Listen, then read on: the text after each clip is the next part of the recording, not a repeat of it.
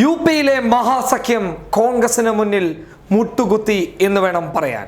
പ്രിയങ്കയുടെ വരവോടുകൂടി കിഴക്കൻ ഉത്തർപ്രദേശിൽ വലിയ മാറ്റങ്ങൾ സംഭവിച്ചപ്പോൾ അഖിലേഷ് തന്റെ തീരുമാനത്തിൽ വലിയ തിരുത്തലുണ്ടാക്കിയിരിക്കുകയാണ്. ആദ്യഘട്ടത്തിൽ 2 സീറ്റുകൾ നൽകി ഞങ്ങളുടെ മഹാസഖ്യത്തിന്റെ ഭാഗമാണ് കോൺഗ്രസ് എന്ന് പറഞ്ഞിരുന്ന SP-BSP നേതാക്കൾ ഇപ്പോൾ പറയുന്നു കോൺഗ്രസിന് ഞങ്ങൾ 15 സീറ്റുകൾ വിട്ടു നൽകാൻ തയ്യാറാണെന്ന്. SP 7 സീറ്റും BSP 6 സീറ്റും റായ്ബറേലിയും അമേഠിയും വിട്ടുകൊടുക്കാനുള്ള നീക്കത്തിലാണ് ഇപ്പോൾ SP-BSP ഉള്ളത്. ഇതിന്റെ ഭാഗമായി പ്രിയങ്ക ഗാന്ധിയുമായി തിരക്കിട്ട ചർച്ചകൾ നടത്തുകയാണ് അഖിലേഷ് യാദവും മായാവതിയും.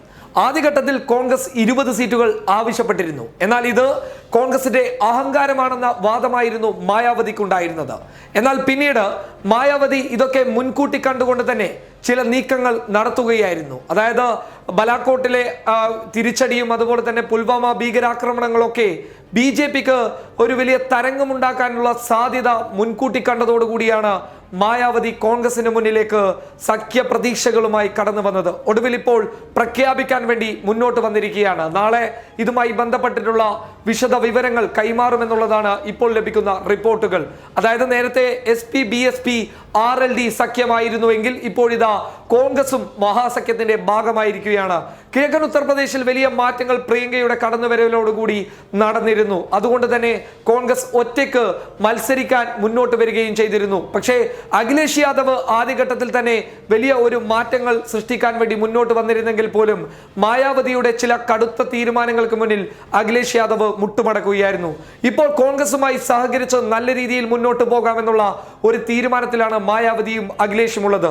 കോൺഗ്രസിനെ കൂടെ ചേർത്തില്ലെങ്കിൽ BJP വളരുമെന്നുള്ള ഒരു പ്രതീക്ഷയും അവർക്കിടയിൽ വന്നതോടുകൂടിയാണ് മഹാസഖ്യത്തിലേക്ക് കോൺഗ്രസിനെ ക്ഷണിച്ചിട്ടുള്ളത്. ഈ വിഷയം സോണിയാഗാന്ധി ചർച്ച ചെയ്യുന്നുണ്ടെങ്കിലും രാഹുൽ ഗാന്ധി ഈ വിഷയത്തിൽ നേരത്തെ തന്നെ നിലപാടെടുത്തിരുന്നു. അതായത് SP-യുടെയോ BSP-യുടെയോ നേതാക്കന്മാരെ വിമർശിക്കുകയോ അവരെ അവഹേളിക്കുന്ന രീതിയിലുള്ള പ്രസംഗങ്ങൾ നടത്തുകയോ ചെയ്യരുത് എന്ന് കോൺഗ്രസിന്റെ പല നേതാക്കന്മാർക്കും രാഹുൽ ഗാന്ധി നേരത്തെ തന്നെ നിർദ്ദേശങ്ങൾ നൽകിയിരുന്നു. അതനുസരിച്ചുകൊണ്ട് തന്നെയായിരുന്നു കിഴക്കൻ ഉത്തർപ്രദേശിലായാലും പടിഞ്ഞാറൻ ഉത്തർപ്രദേശിലായാലും പ്രചരണങ്ങൾക്ക് നേതാക്കൾ എത്തിയതും. ആ രീതിയിൽ തന്നെയാണ് കോൺഗ്രസിന്റെ നേതാക്കന്മാർ മുന്നോട്ട് കൊണ്ടുപോയതും. അതുകൊണ്ട് തന്നെ ഇപ്പോഴതൊക്കെ നേട്ടമായിരിക്കുന്ന ഒരു വലിയ കാഴ്ചയാണ് കാണുന്നത്. 15 സീറ്റുകൾ കോൺഗ്രസിന് ഇപ്പോൾ തരാമെന്ന് SP-BSP സഖ്യം പറഞ്ഞപ്പോൾ ഈ 15 സീറ്റ് പോലും കോൺഗ്രസ് SP-BSP സഖ്യത്തിൽ നിന്ന് പ്രതീക്ഷിച്ചിരുന്നില്ല എന്നുള്ളതാണ് ലഭിക്കുന്ന റിപ്പോർട്ടുകൾ വ്യക്തമാക്കുന്നുള്ളത്.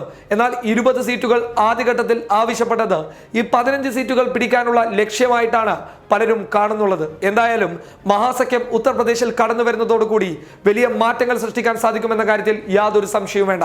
News desk public Kerala.